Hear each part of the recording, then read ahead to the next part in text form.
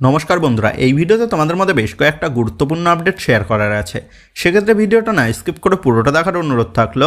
আর তোমরা যারা চ্যানেলে প্রথমবার এসেছো তারা কিন্তু অবশ্যই ভিডিওতে লাইক দিয়ে চ্যানেলটা সাবস্ক্রাইব করে রেখো, কারণ তুমি কিন্তু এখানে তোমার প্রিয় দলের সমস্ত রকম খেলার খবর সবার আগে পেয়ে যাবে।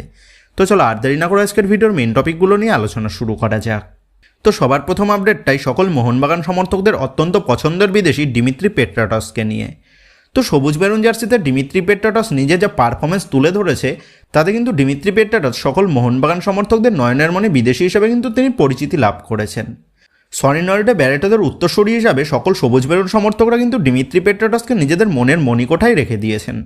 তো এই দিমিত্রি পেট্রাটসের সাথেই মোহনবাগান ম্যানেজমেন্ট যে কন্ট্রাক্ট এক্সটেনশন করতে চলেছে এই নিয়ে কিন্তু বহুদিন আগেই তোমাদের জানিয়েছি। আর মোহনবাগান জার্সিতে দিমিত্রি পেট্রাটস যা পারফরমেন্স দেখিয়েছে তাতে কিন্তু মোহনবাগান ম্যানেজমেন্ট যে দিমিত্রি পেট্রাটসের সাথে কন্ট্রাক্ট এক্সটেনশন করবে এটা কিন্তু জানাই ছিল।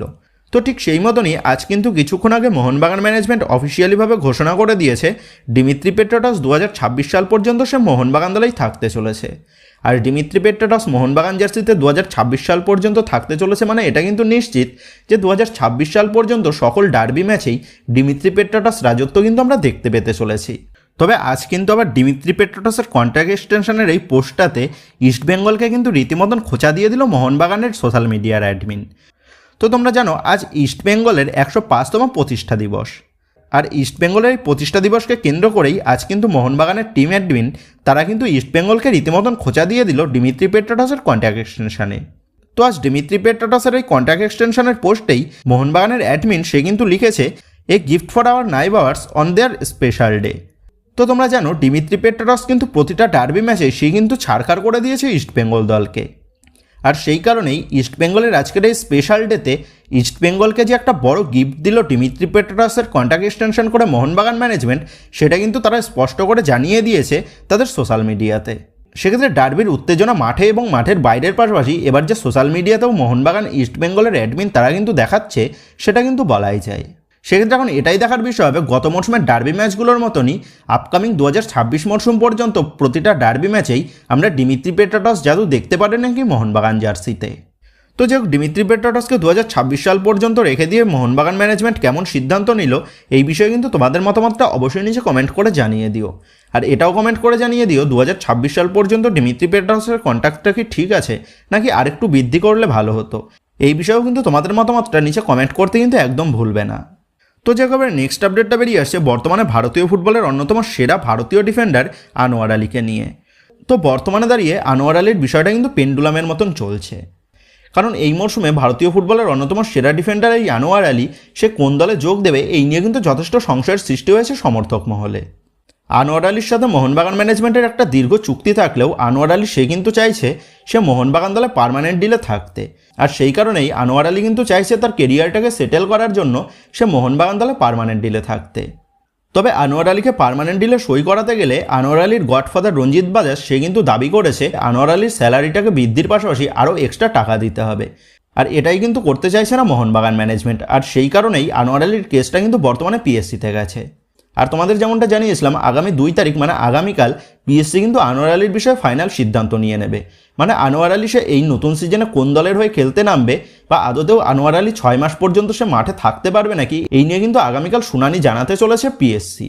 তো মোহনবাগান ম্যানেজমেন্ট তারা কিন্তু ফুল কনফিডেন্ট তারা আনোয়ার আলীকে দলে ধরে রাখতে পারবে, কারণ তাদের সাথে আনোয়ার আলীর যে কন্ট্রাক্টটা হয়েছিল সেটা একদম লিগাল কন্ট্রাক্ট। আর সেই কারণে কিন্তু মোহনবাগান ম্যানেজমেন্ট ফুল কনফিডেন্ট তারা কিন্তু তাদের দলের ডিফেন্সে আনোয়ার আলীকে এই মরশুমেও পেতে চলেছে।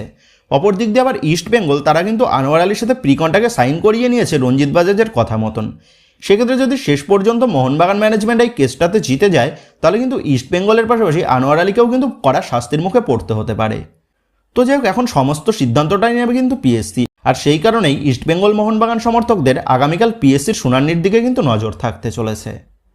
তো তোমাদের কি মনে হচ্ছে মোহনবাগান ম্যানেজমেন্ট কি কেসে জিতে তারা আনোয়ার আলীকে দলে ধরে রাখতে পারবে নাকি আনোয়ার আলী কেসে জিতে গিয়ে সে অন্য কোনো দলে মুভ করতে পারে, এই বিষয়ে তোমাদের মতামতটা অবশ্যই নিচে কমেন্ট করে জানিয়ে দিও। তো যে একেবারে নেক্সট এবং লাস্ট আপডেটটা বেরিয়ে আসছে মোহনবাগান দলের এই মৌসুমের নতুন 2 বিদেশি প্লেয়ার অ্যালবার্টো রড্রিগেজ এবং গ্রেগ স্টুয়ার্টকে নিয়ে। তো এই অ্যালবার্টো রড্রিগেজ এবং গ্রেগ স্টুয়ার্ট এই দুজনে যে কতটা সেরা বিদেশি প্লেয়ার সেটা কিন্তু তোমরা জানো।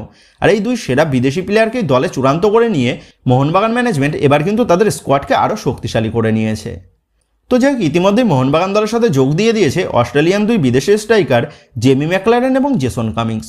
এবং এর পাশাপাশি এই মৌসুমে মোহনবাগান দলের নতুন বিদেশি ডিফেন্ডার টম অ্যালড্রেট, সেও কিন্তু মোহনবাগান দলের সাথে যোগ দিয়ে দিয়েছে। সেক্ষেত্রে বর্তমানে এই 3 বিদেশি প্লেয়ারকে নিয়ে এই কোচ মলিনা কিন্তু মোহনবাগান দলের অনুশীলন সারছে। আর এদের পাশাপাশি ডিমিত্রি পেট্রাটাসের তার পারিবারিক কিছু অনুষ্ঠান থাকার কারণে ডিমিত্রি পেট্রাটাসও আগামী 2 থেকে 3 দিনের মধ্যে কলকাতায় চলে আসবে, তেমনটাই খবর। তবে এবার কথা হচ্ছে গ্রেগ স্টুয়ার্ট এবং অ্যালবার্টো রড্রিগেজ এরা কবে ভারতে আসবে।